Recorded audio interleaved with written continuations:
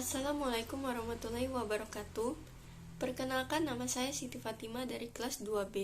Di sini saya akan menyampaikan hasil presentasi saya yang berjudul Sastra dan Pemikiran untuk memenuhi salah satu tugas mata kuliah dengan dosen pengampu Bapak Muhammad Alfian, MA. Sastra sering dilihat sebagai suatu bentuk filsafat atau sebagai pemikiran yang terbungkus dalam bentuk khusus. Sastra dianalisis untuk mengungkapkan pemikiran-pemikiran hebat. Menurut T.S. Eliot, baik Shakespeare maupun Dante tidak banyak membuat pemikiran yang mendalam. Beberapa puluh tahun yang lalu, sekelompok ilmuwan Amerika yang dipelopori oleh A.O. Lovejoy menggambarkan studi hubungan sastrawan dengan pemikiran dan menanamkan metode mereka, yaitu sejarah pemikiran.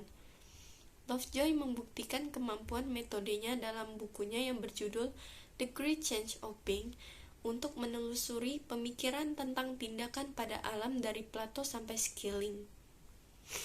Ia mempelajari pemikiran ini melalui berbagai disiplin filsafat, pemikiran ilmiah, teologi, dan kesusastraan.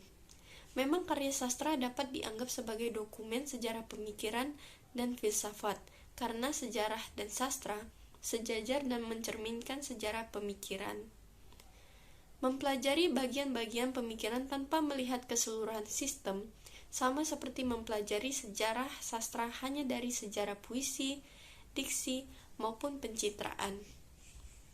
Sejarah pemikiran adalah suatu pendekatan khusus yang memakai sastra hanya sebagai dokumen dan contoh saja. Meskipun demikian, sejarah perlu disambut baik oleh peminat sastra. Sejarah pemikiran secara tidak langsung membantu pemahaman sastra.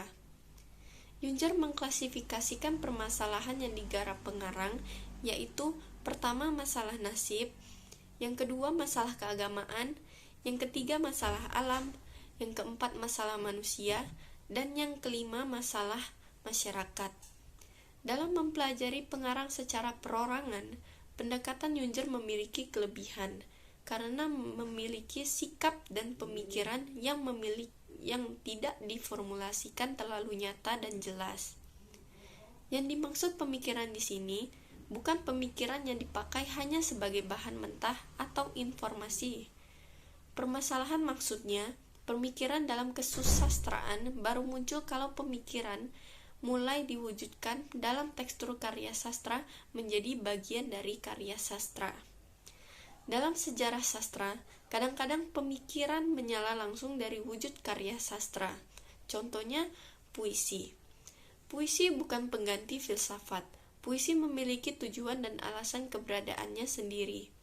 Puisi yang berisi pemikiran seperti puisi lainnya, hendaknya tidak dinilai karena pemikirannya, tetapi dari kesatuan dan intensitas artistiknya.